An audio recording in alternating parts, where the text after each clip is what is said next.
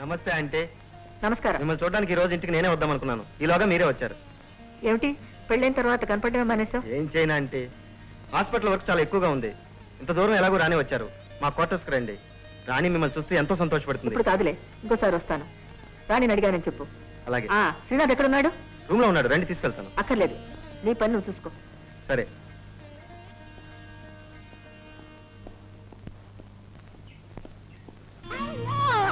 Ice cream వ్యాపారం ఎలా ఉంది? నన్ను ఎవరు అనుకుంటున్నారు? ఓ మీరా? నేనేనండి, సగం పెళ్ళాన్ని. ఏమిటి ఎలా వచ్చారు? ఏం లేదు, నా ఫ్రెండ్ ఇక్కడ ఉంది, ఆమె చూడడానికి కోసం వచ్చాను. ఓ నిరభ్యంతరంగా చూడొచ్చు. అయినా ఈ టైంలోనా? మీ ఫ్రెండ్ రూమ్ లో ఆంటీ గారు కూర్చున్నారు, అదే శ్రీనాథ్ రూమ్ లో. ఆంటీ వచ్చారా? అవును. మై గాడ్, ఎంతసేపు ఉంటారు? ఏమైనా ఏకాంతంగా మాట్లాడాలా? అదే అదేం లేదండి. నీ ఉద్దేశం నాకు అర్థమైందిలేండి. రండి మా క్వార్టర్స్కి వెళ్దాం, అక్కడే మాట్లాడుకోవచ్చు. శ్రీనాథ్ని అక్కడికే పిలిపిస్తాను. మరి రాణితో కూడా మాట్లాడినట్టుంటుంది. అవును, రాణి అంటే ఎవరో కాదు, నా పెళ్ళామండి. సగం పెళ్ళం కాదండి, పూర్తి పెళ్ళం. గోపి చూడు, డాక్టర్ రమేష్ భార్య పిలిచారని శ్రీనాథ్తో చెప్పి క్వార్టర్స్కి రమ్మను. పదండి.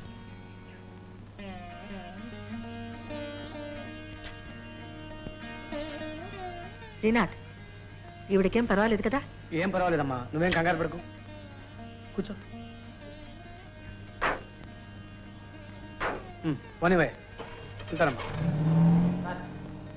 డాక్టర్ రమేష్ గారి భార్య మిమ్మల్ని ఒకసారి అర్జెంట్గా క్వార్టర్స్కి రమ్మన్నారు. అనుకున్నట్టు జరిగితే మాత్రం భలే తమాషగా ఉంటుంది. అంతా నీ మీద ఆధారపడి ఉంది, ఎలా నటిస్తావు మరి? ఎంతైనా నేను మీ భార్యని, మీలో సగమైన నటించకపోతానా? కానీ ఇద్దరికి మధ్య ఒక ఇనుపు గోడ అడ్డుగా ఉందే. ఇనుపు గోడ? అదే ఆంటీ, శ్రీనాథ్ వాళ్ళ అమ్మగారు. ఆవిడ నొప్పించాలి కదా. అబ్బాయి అమ్మాయి ఏకమైన తర్వాత అమ్మ ఏం చేస్తుంది రాణి? శ్రీనాథ్ వస్తున్నాడు.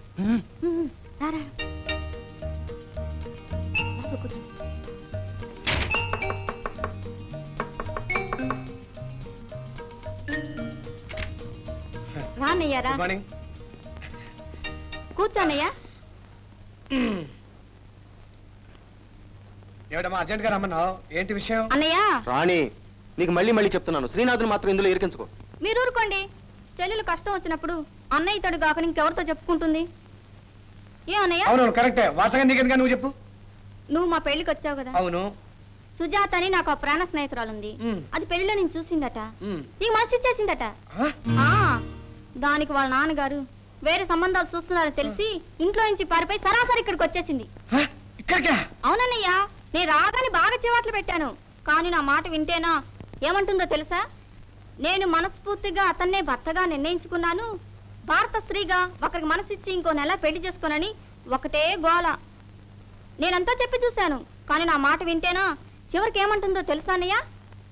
శ్రీనాథ్ గనక నన్ను పెళ్లి చేసుకోపోతే ఏ రైలు కిందో పడి ఆత్మహత్య చేసుకుంటానంటుంది. అని సుజాత అంటుంది. అవునన్నయ్య, ఇప్పుడు దాని జీవితం నీ చేతిలో ఉంది.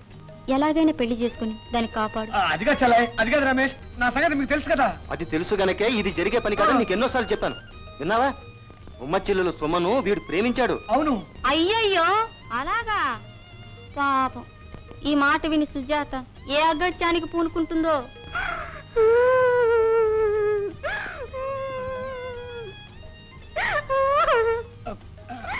అది కదరా, మీరే ఏదైనా చెప్తున్నారా? నువ్వే ఏదోలా మేనేజ్ చేయరా. అవునన్నయ్య, ప్లీజ్ ముందు గదిలోకి వెళ్ళరా. నువ్వే చెప్పన్నయ్యా. Please please.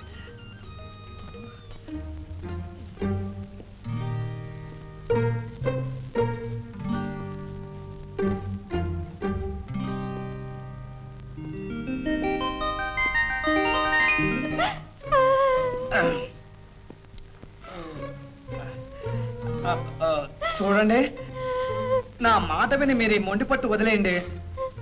నేను ఒక అమ్మాయిని మనస్ఫూర్తిగా ప్రేమించాన్న విషయం మీకు తెలిసే ఉంటుంది. ఎవరిని?